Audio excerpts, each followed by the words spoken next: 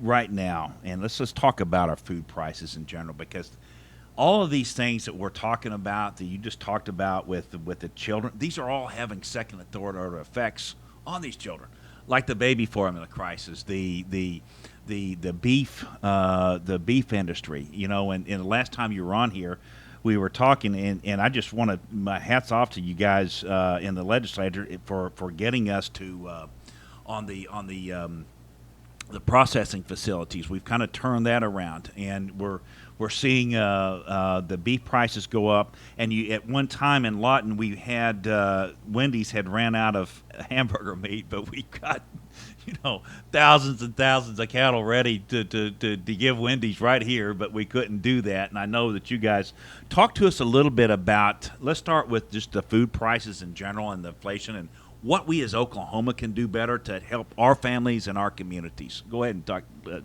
pull that thread a little bit. I think from a state perspective, it's going to look very similar to things like we did when the packing problem that we had going back 2 years ago during COVID. COVID just exacerbated. Yeah, yeah. Unfortunately, one of the vestiges of the fact that we've gone in this country since the 80s, the last 35 years, to the, I think what do they call it, first supply or first needed, or basically a supply chain system, a logistics-based system for all of our stuff that's only as needed.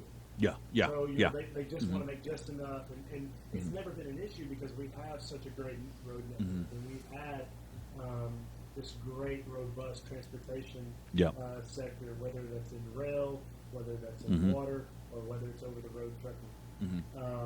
And so COVID really is the first time, probably in my lifetime, where you saw a wrench thrown in that system. Yeah, and the problem is it's like dominoes. You knock over one, and they knock all the rest over, and then it's a big problem over here. And so we saw a lot of that, and just like you're talking about in the beef industry. So, I mean, I think what we need to focus on, and I don't know how much of it can be done at the state level because of interstate commerce laws, but decentralization. Oh yeah, I wanted to pull that thread. Yep. And then the other big thing is, I'm a huge believer in capitalism. I think capitalism works better than any other form of economic type of theory and process. The problem is with capitalism, when you get to the point where everything's been ultraly consolidated, and you get to where you only have 3 or 4 market players, and the way the laws are written, the Sherman antitrust laws that go back 100 years, the way they're written is if there's like 3 players that have less than 30% market share each, it doesn't count as price fixing or a thing. Well, when you're talking about having 33% market share, and there's only being 3 players, so that means 3 people have 99% of the market share. Yeah, yeah. They have jets, and they can all go meet on a non-extradition island and have family vacation and be like, hey, Scott, how much do you sell in your week for this year? Absolutely. Okay, Trey, well, you know what? Instead of cutting each other's throat and go to war every year and see who's going to win, let's both just live a good and happy life. Well, the whole premise behind capitalism is the invisible hand and the friction of people fighting and not fighting physically, but price wars and stuff like that, and then people vote with their dollars. Yeah. And so the thing is, and I'm not saying that all monopolies are bad. You see some monopolies in governmental regulated water utilities or in stuff. But if you're going to have a kind of a monopolistic tendency on a marketplace, you need to have a regulation. So my thing is kind of harkening back to Teddy Roosevelt, whether, the example I always use is tractors. John Deere tractor is still trades on the old iron horses that they made in the 70s. That's what made John Deere what it is today. Yeah. That and the 9600 combine. Now there's only 3 companies in the world that have any real market share in tractors. You have AgCorp, you have CNH, you have John Deere. And all the other brands have been bought up by these one of They're offshoots of those. Yeah. And so there's a reason now that they don't compete. And there's a reason now that a new combine costs $900,000. And they've already in other countries they've already gotten in trouble for engineering breakpoints, so you have to go in and get them fixed at a certain time, stuff like that. And so the reason John Deere is what it is and why they're the best, and everybody loves green paint around here, is because back in the 70s when they were making those iron horse what they call the iron horse series Mm-hmm. tractors, which is a series of 5 tractors that basically Mm-hmm. would run through it. Yeah. If you put gas or diesel in it and you put change the oil in it, they would run through it. You know, and the reason there was 26 tractor companies back then. There was White, there was Massey, there was Ferguson, Mm-hmm. there was Steiger, and Yeah. there was Yeah. Case, there was International, and Harvester. You know, so there was all these different companies, and if you didn't come bring your A game, Mm-hmm. you went out of business. Yeah. And so you had to make workers best, and that is what the beauty of capitalism is. It creates that market. Well, and I think I want to touch on a thread that you talked about, and I think it would help. I think you're going to see a bold shift in the agriculture industry here in the next 50 to 100 years, and I think the farmers that can get in front of this and here's my thoughts on this. The more that we could sell eggs locally, the more that we could process chickens locally, the more that we can keep the, I don't want to say from the USDA's perspective a bad thing, but dadgum, I mean, it's all geared. Everything's geared towards the big guy. There's nothing that's geared towards the little guy. And if you look, just like I mean, I buy my eggs from a young lady down the street. You know what I mean? She's got great eggs. I mean, they're pasture raised chickens. They're fresh. You know what I mean? But you can't do that in every places. You know, you can't do that if you live in the city, and you can't. You know, we can do that here. But the more we can decentralize our food, I think it's better, and I think it's safer.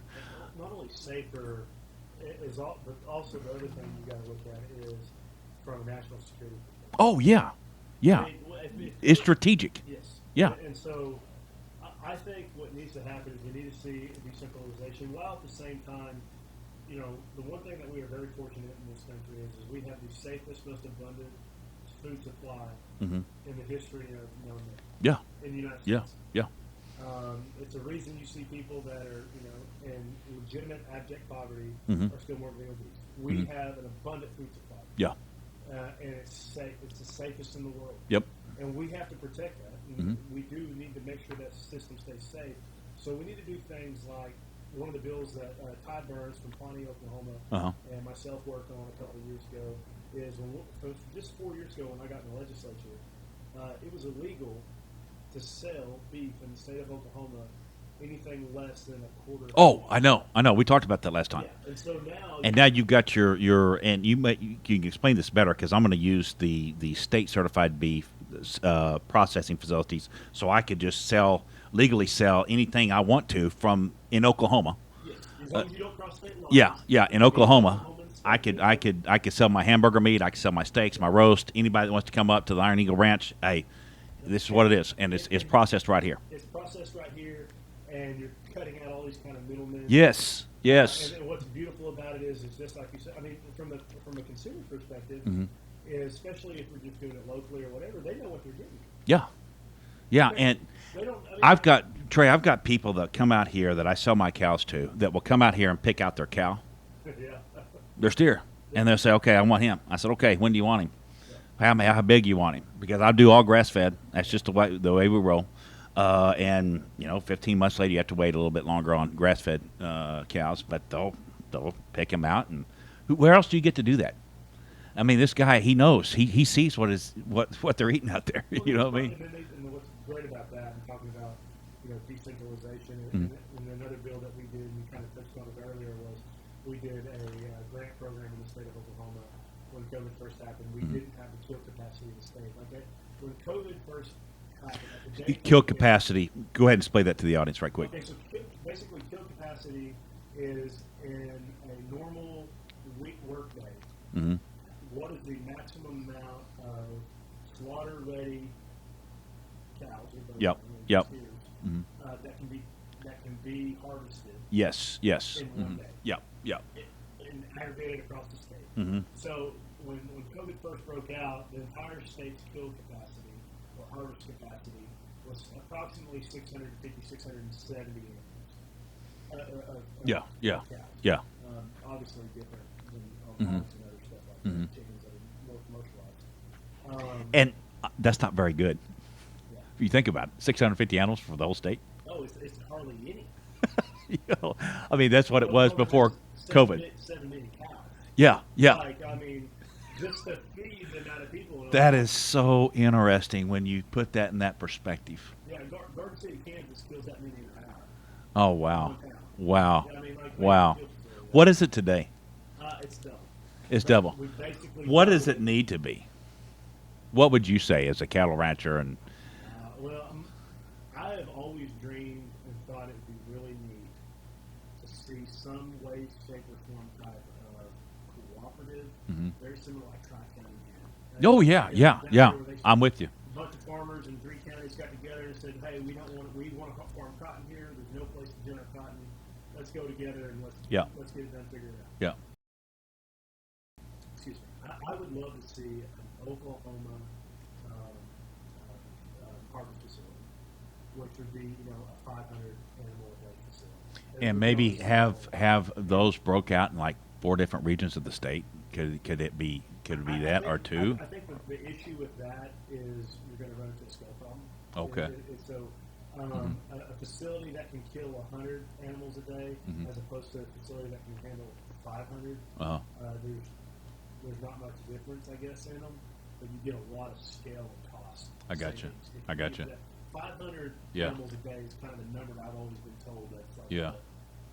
the smallest The of sweet spot. the smallest of the big sides that you can do. And Trey, that's a great issue. That's something that I think you hit the nail on the head as far as our food supply being strategic. And there's 2 things right now. I personally am not one of these that think that all the grain and the wheat that we were getting from Ukraine absolutely has anything to do with the inflation right now. And I know President Biden disagrees with me. Can't imagine that. But I think it has something to do with wheat prices. Because Yeah. Wheat is tradable over the world. yeah. So, but when you take off 10%, 15% Hmm. of the world wheat supply, then you're obviously going to have price Mm-hmm. reduction. But when you take 10% off, it doesn't triple. Exactly. So that there's math. A lot of other, Yeah. A lot of other Yeah. factors.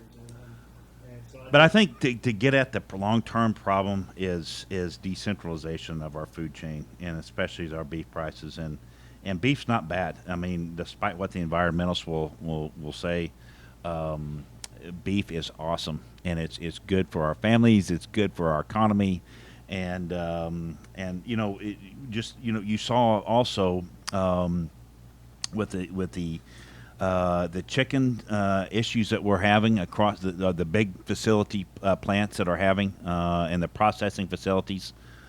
So this you could take this to the chicken industry as well. But Trey, I appreciate the work you guys have done on this and decentralizing our food supply, especially for the Oklahomans. But let's talk about something else that's affecting the family. Go ahead, please. You're talking about the beef supply. Yeah. My good friend of mine in Houston Uh-huh. sent me this and says, "I'm going vegan." And I'm like, what the heck? Yeah. And so this is actually some of the statistics on going vegan, and it talks about by going vegan, so you ordered a steak because I know vegan means I care about the environment. I'm saving more plants' lives by eating vegan. That's awesome. That's awesome. Breaks down all the statistics about You it. know, I think I saw that on the Meat RX guy. I Yeah. think I saw something similar on that. This guy, that's the Meat RX guy.